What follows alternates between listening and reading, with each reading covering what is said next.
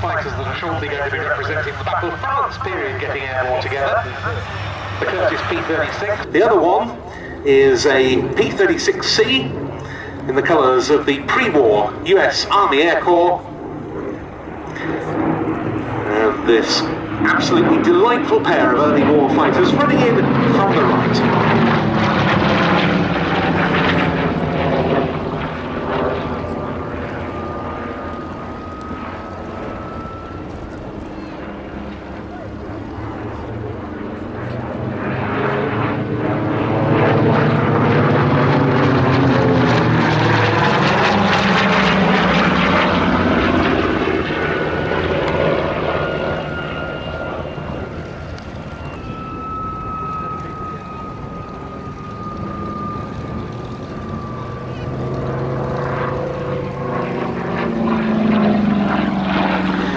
The Hawk 75 became the standard fighter of France's Armée de l'Air, alongside two homegrown products, the Morin-Saunier MS-406 and the Douatine D520. And the first Allied aerial victories on the Western Front of World War II involved French Curtiss Hawks. That was on the 8th of September 1939, when they shot down a pair of Luftwaffe Messerschmitt Bf-109s.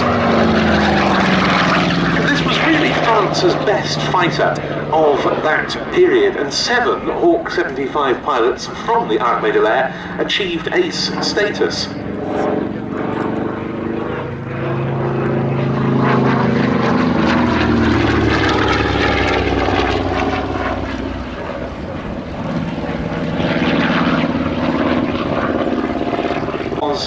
It must be said, inferior to the German aggressor, and it was outnumbered by the Luftwaffe even when the RAF assets stationed in France prior to the Dunkirk evacuation were added in. But on an individual level, its pilots were extremely capable.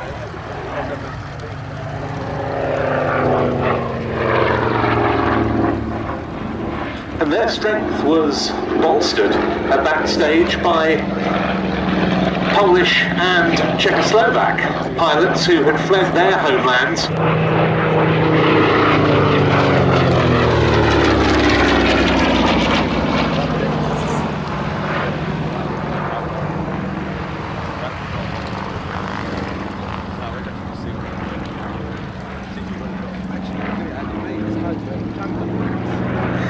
The Model 75 was very successful on the export market.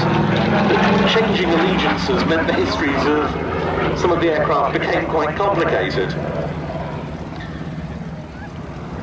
Finland took quite a few on strength, a mix of ex-French examples and some crated Hawk 75 that had been destined for Norway and captured by the Germans, and they then saw extensive use against the Soviets. Meanwhile, after France fell in 1940, some of the surviving French Hawks fled to North Africa, where they formed part of the air force of the German-supporting Vichy France. Then when the Allies gained victory in North Africa, they ended up back in the hands of the Free French again. And that's true of this Hawk 75, a veteran of the Battle of France.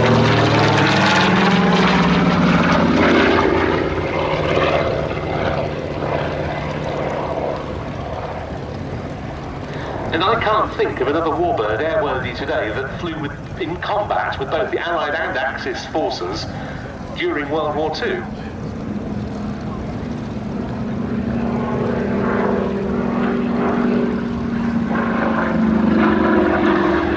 Some of the French Hawks ended up back in metropolitan France during 1944 after the Allied invasion on D-Day, and they were painted with invasion stripes. They were flown presumably as hack aircraft by commanders of some of the Free French fighter groups, and also possibly as part of a unit called the Groupe Patrie.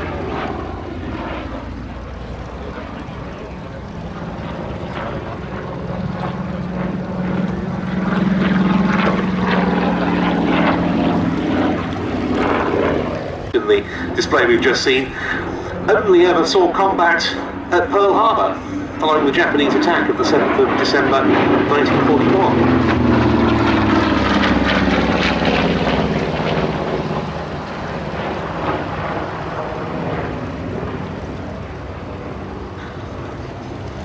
on that date, a pilot from the 46th Pursuit Squadron, 1 Lieutenant Philip Rasmussen, was awakened in his barracks at Wheeler Field, Hawaii, by the sound of aircraft overhead. He saw the Japanese attack out of his window. He attached a .45 caliber pistol to his pajamas, went to his aeroplane. When he reached the airfield, he found many aircraft had been destroyed, but a couple of P-36s and 4 P-40Cs had already launched. Rasmussen and 3 other pilots from the 46th Pursuit Squadron took off in their P-36As to engage Japanese Val dive bombers and Zero fighters. They shot down 2 Vals and 1 Zero for the loss of 1 P-36 and nearly the loss of Rasmussen's, which managed to land back at Wheeler Field despite the fact that it had 500 bullet holes.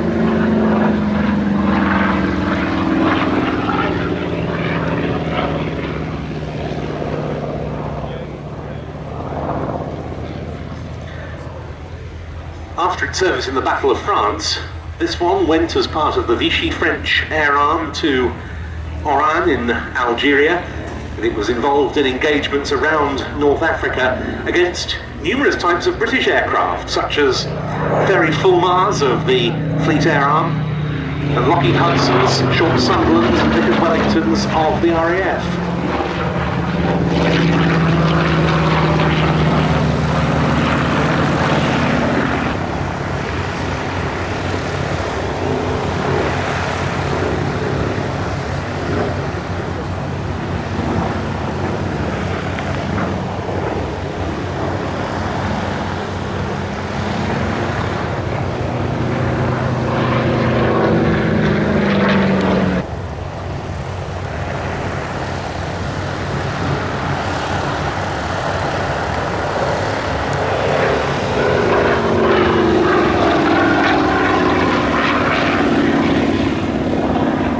Final pass for the H-75 coming up.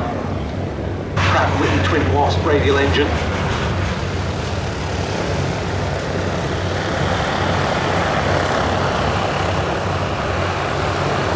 Flying over the top of the P-36C, which has just landed in the hands of the Norwegian Rolf Neum.